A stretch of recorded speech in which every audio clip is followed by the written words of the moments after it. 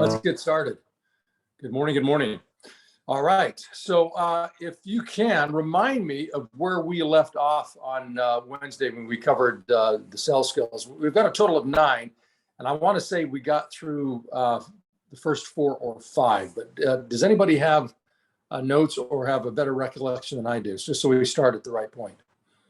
If not, we'll start at where I think we ended. Anybody? Brandon, you remember by chance? 8. At 8. Okay, so 8. So we got to sound bites. Okay, cool. Well, Adolfo, thank you for the update. So we got further than I thought. For some reason, I was thinking we only got through half of them. Well, then what we'll do is we'll talk. We'll do just a very quick review of the 8, and then there's not a lot to be said about the last one, which is closed. And then what I want to do is do some role play of it, where I act as the agent, and it's all good, Lynn. It's all good. And then what I'll do is turn it back on 1 or 2 or 3 of you, just depending upon how much time we have. So let's do this. Let me see who I can pull up as a role play partner. Who wants to role play with me, where you can be the seller and I'll be the agent?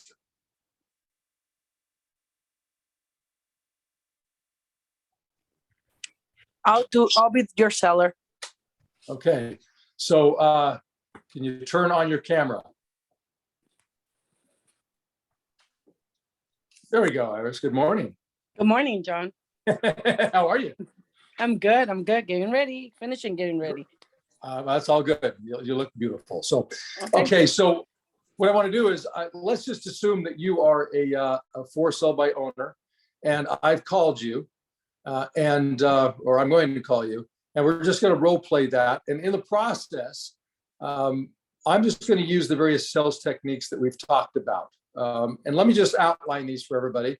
For those of you who weren't on last week's calls where we discussed these, that's fine.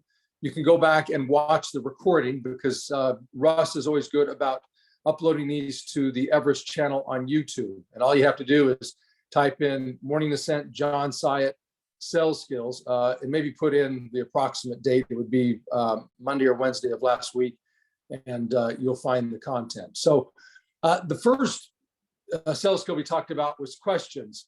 So all great conversations are nothing more than a series of questions, and that's the case of a great prospecting call, Iris. The next thing is, when you ask a question, of course, you're supposed to listen. Right. And in doing that, you validate the other person, you accept them, you acknowledge them, which is not the number one human need. So I'm going to ask a question. I'm going to then listen to what you say.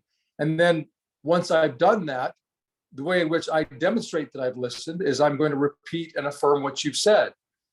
And then from there, I'm going to use a transitional statement that allows me to go on and ask other questions, and usually questions that are off the topic of the point that I've called for, which is to actually set an appointment to meet you. And then all the other sales skills that are involved there. And we'll go through that. And as we role play it, I may pause here or there to explain things, or to note what sales skill I'm using at that point, just so that everybody is clear and we can break that down. So you ready to get started? Let's go. Cool. Okay. Ring, ring. Hello. Good morning. Is this Iris? This is Cyrus. How can I help you?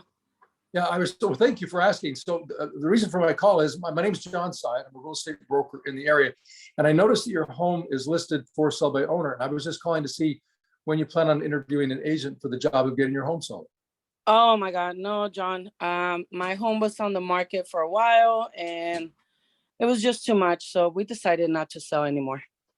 Okay, so the home was on the market for a little while, and it sounds like you were frustrated with the process, and so you decided not to sell at this point. And you know what, Iris, if I were you, I'd feel the same way too. Well, so having said that, let me ask you, had your home sold, where were you planning on moving to next? Well, the idea was for us to move to San Diego, closer to my kids, but to be honest, we don't even want to do that anymore. It was just so much going on.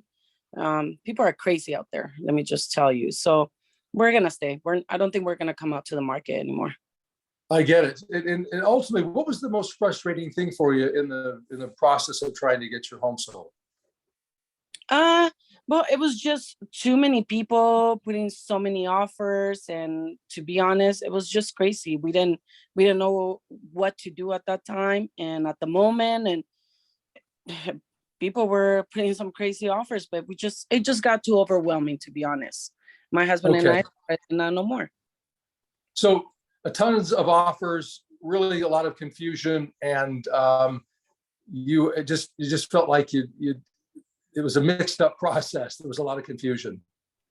Yes, it was a lot of confusion on things that we don't know, but no, Well, we just so don't anymore. well, so let me ask you this, because what I really hear you saying is that if the process weren't confusing, if you were to get out of your home what you need for it, that ultimately you'd like to get to San Diego if the process were simple. Is that what I'm hearing you say?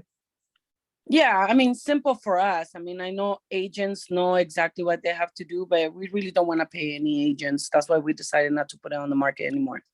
Oh, I see. So the process was complicated, but instead of working with an agent, you decided to just not sell your home because ultimately you don't want to pay commission. And what I really hear you saying, Iris, and gang, this is a level shift that I'm using right now. And the reason I'm pointing this one out is because it's one that is oftentimes missed.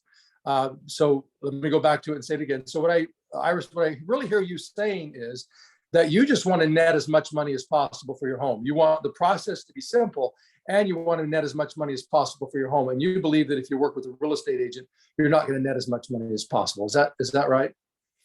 Well, yeah, because I will have to be paying a lot on commission. And to be honest, I don't want to pay any commission. I just maybe we'll wait. And when the market comes down, then we'll try to, bring the home back to the market. But as of right now, yeah, it's too complicated. Yeah, no, I get it. It is a very complicated process. Well, Iris, what if I could show you a way where we could simplify the process, and I could actually show you how you could get more money working with me than you could on your own, so that we're covering the cost of the commission, and it's really not costing you more to work with me. In fact, at the end of the day, you're likely going to make more working with me than you would trying to get it sold on your own, and you get the advantage of my expertise in navigating the process to simplify it for you, so that you can get your family to San Diego. What would be a best time for us to sit down and just explore that possibility? Just spend a few minutes together. Would an afternoon or an evening be better? You know what, John? It sounds good, but you know what? When we were on the market, we had a lot of agents call, and they told me the same exact thing, that they can, simplify things for us. And when I saw their commission, I can't believe, like, $36,000, $40,000. That's too much. I don't It's think I. crazy, isn't it? Yes. Yeah, it's crazy. Well, so Iris, help me understand. When you decided to put your home on the market, you wanted to go to San Diego. You have kids down in San Diego? Yes, I have my kids. They're all in San Diego. Oh, you do. Okay. How many kids do you have? I have 4. You have 4 kids, and they're all down in San Diego. Yeah, they're older now. Yeah. Oh, that's cool. Do you have grandchildren as well? No, no grandchildren. Dogs. Okay. The dogs. Okay, good for you. Well, that's great. So you got 4 kids, all grown in San Diego. Is it in your schedule a lot to travel to San Diego, or do your kids come up to Ventura, or where do you get together and visit with them? We do both. I mean, they come and visit. We go up there and visit. I mean, the drive is not that bad, to be honest. I mean, we enjoy it, but it would be nicer to be closer to them. Okay, all right. Well, and Iris, that's the very reason we should sit down and talk. I mean, look, I don't know if it's possible based upon what you're expecting, but here's what I know is that my company last year sold 7,000 homes. And in that process, we never gave one home away. And in fact, we sold those homes for top dollar in today's marketplace. And because of our professionalism, because of our experience, because of the tools and strategies that we use, the process is very simple for the homeowner. And so what I know is that if we can sell 7,000 homes, we can certainly sell yours. And here's the cool part. I know for a fact that because of the massive exposure that we can get your home on an international level with Century 21. My heavens, Iris, I don't know if you know this. Do you know how many real estate agents Century 21 has? No, no idea. No. 140,000 around the world. So when you hire a Century 21 agent like myself, you expose your home to, and you really hire 140,000 agents worldwide to help you get your home sold. Now imagine that your home is on over 300 websites with part of a company with 140,000 agents, and get this, Iris, over 80 countries, over 80, including China with over 1,000 offices. Now imagine that sort of exposure. Just imagine that sort of exposure. Now, if you're getting your home exposed to that level, do you think you're going to have more interest in your home or less interest? Well, I mean, yeah, more people are gonna look at my home, of course. Right. Yes, but So more people are going to look at your home. And if more people are looking at your home, what's going to happen to the number of offers that you get? You're going to get more or less? more, but it's just the same thing. It's so many offers. The last time we had, it was so overwhelming. Yes, that's right, because you were doing it on your own. But if I'm there to actually do all of the negotiating, to explain to you the nuances in the contract to protect your best interest so that you're not opening yourself up to liability, but also that you're protecting your equity and getting more for your home than you could on your own, that would make sense, right? Yeah, it would. I mean, but like I said, I mean, I don't know. I will have to talk to my husband, to be honest. We just don't want to go through the whole, deal. Yeah, no, I get it. If I were you, Iris, going through that whole deal like you described it, I wouldn't want to do that either. The cool thing is this, is that, as I said, my company sold 7,000 homes last year. And to be blunt, the process that you find very intimidating and overwhelming, I don't, because I'm a professional. I've been doing this for many, many years. So let me help you and your husband simplify this and actually get you to where you ultimately want to be, which is San Diego, closer to your kids, capturing your equity in your home. I mean, here's the cool thing. Your home today, Iris, is worth more than it ever has been. Did you know that? I mean, yeah, we've seen what the market's been doing to the homes around us. So that's one of the reasons why we wanted to come out to the market and just make it happen. But well, so let's do this. Let's take off the table you absolutely putting your home on the market, and let's just explore the opportunity of what it would look like if you were to work with me, and what you could get out of your home and what you would net, and how easy that process would be if you leveraged my skills, my ability, and the resources of Century 21. And that conversation is only going to take between 20 and 30 minutes. So I know that you need to talk to your husband, but my schedule fills up very quickly. Just normally what works best for you, an afternoon or an evening?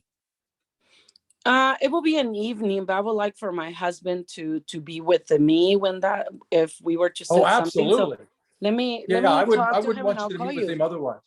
Yeah, I wouldn't want you to meet with me otherwise. I definitely want both of you there. Well, based upon your husband's typical schedule, what day of the week would be best, do you think?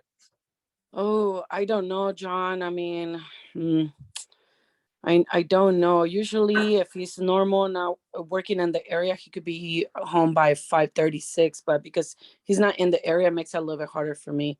But Okay. let me call you. I have your number and I can call you back. Well, and we can certainly do that. Why don't we do this?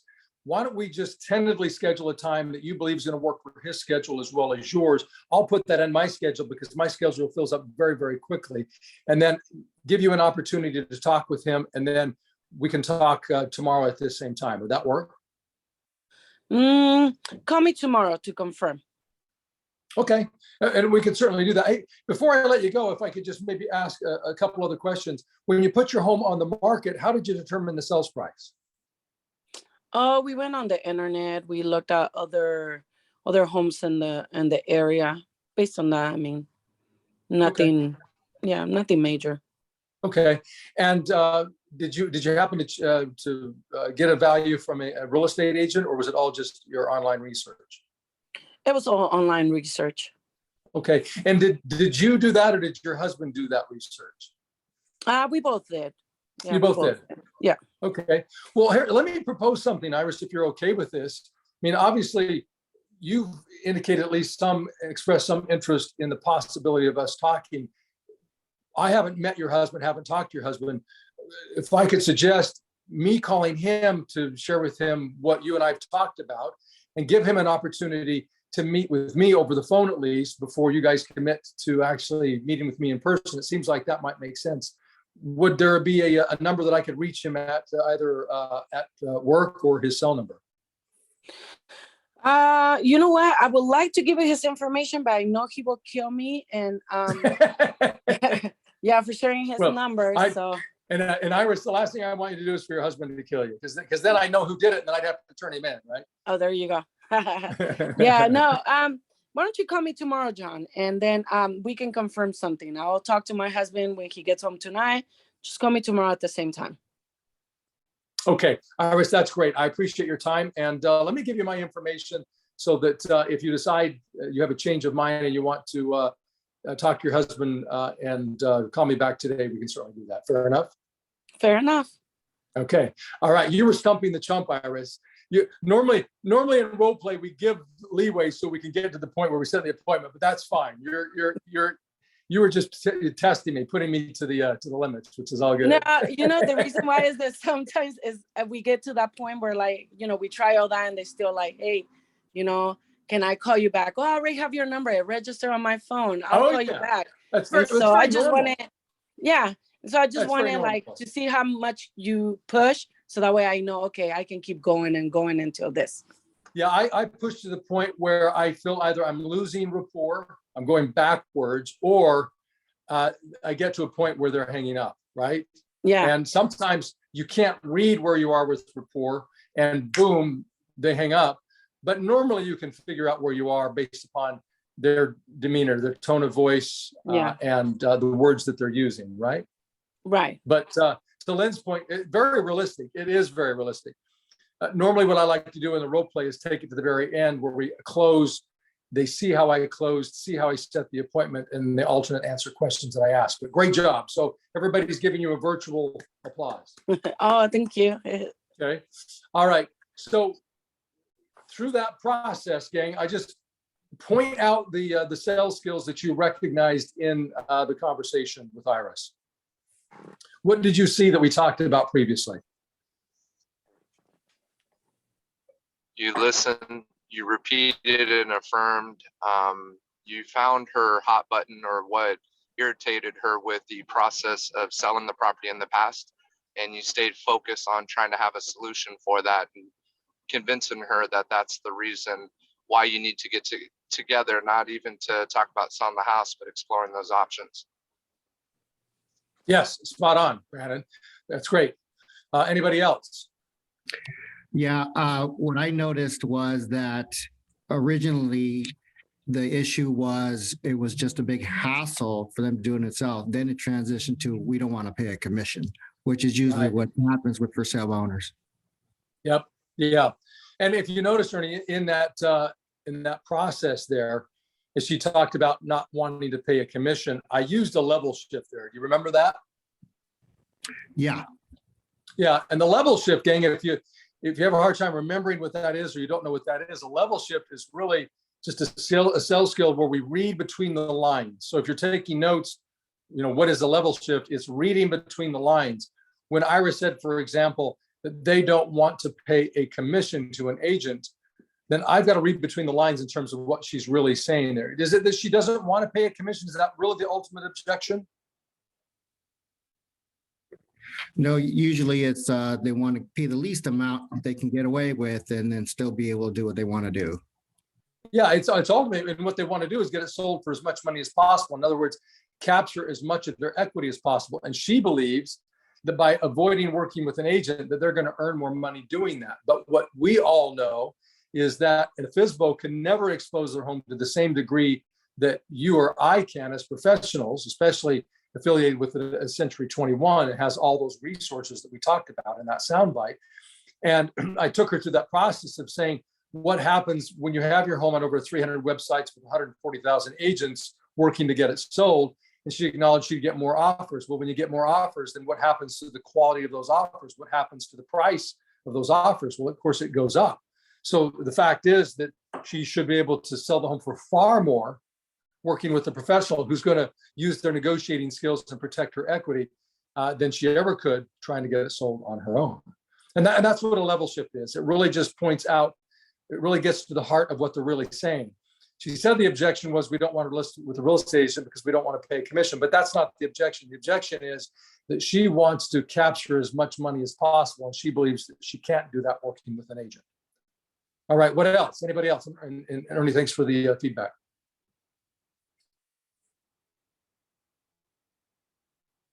Anybody else?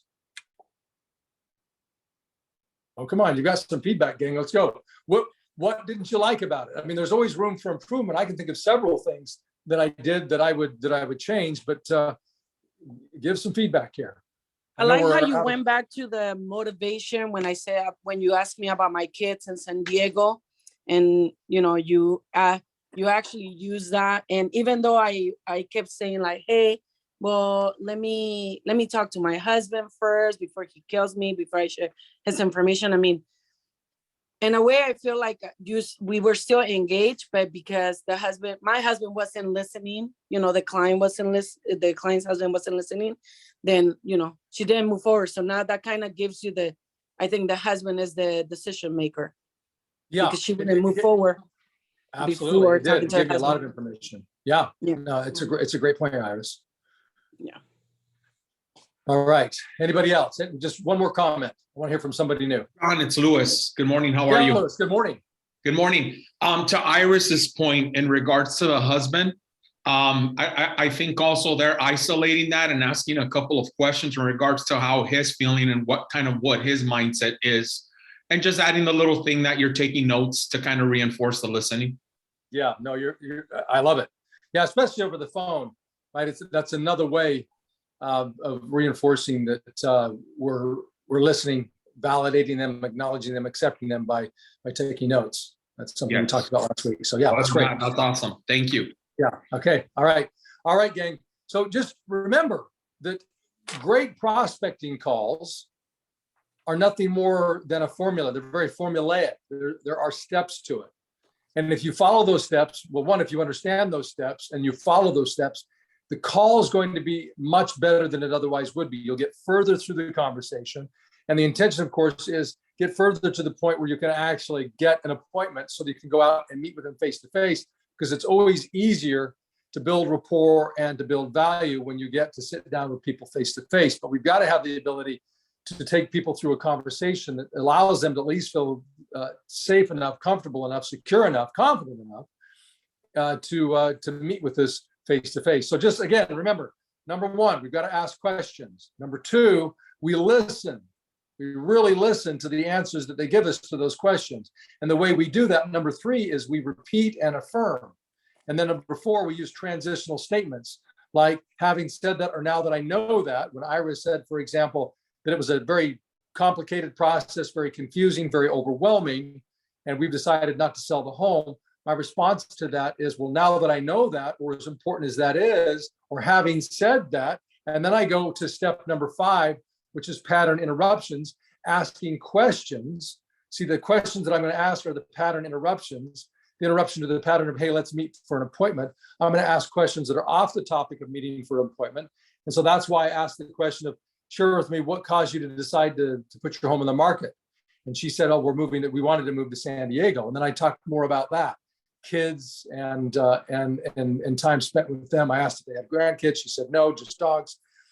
But that changed the focus of the conversation from let's meet for an appointment to their motivation and why originally they decided to put their home on the market. And the reason I do that is to allow her to relax, get connected with her motivation originally, and start to see the possibility, kind of rekindle that, so that she's more likely to set an appointment with me to visit how it is actually possible to get her home sold this time. And then number 6 was the level shift, which we've already talked about, reading between the lines. Number 7, mirroring and matching. We can do that in several ways. Body language, we can't do that over the phone. We can do that face to face. But voice, listen to their decibel level, their pattern of speech, their pitch, their tone, and then, of course, the words that they use. And if you notice, there were multiple times I just took the words that she used and repeated them back to her in an effort to mirror and match her so that she felt like, we were resonating in terms of energy and kind of on the same page. And then the sound bites. And I used a couple of those, basically those 10 to 30 second commercials that give features and benefits as to why they would want to work with me and with Century 21. And then the close, which is, that's the very reason we need to get together to explore the possibility of getting your home sold this time for more money than you could on your own. Those are the 9 sales skills, gang. And if you'll go back and watch the 3 morning ascents where we covered these, you'll do very well to learn the formula, practice that, and it's going to make you a far better prospector and, quite frankly, a far better communicator when it comes to getting people to sign the listing agreement when you sit down with them at the kitchen table. All right. Great job on joining us this morning for the first installment for this week's Morning Ascent. Let's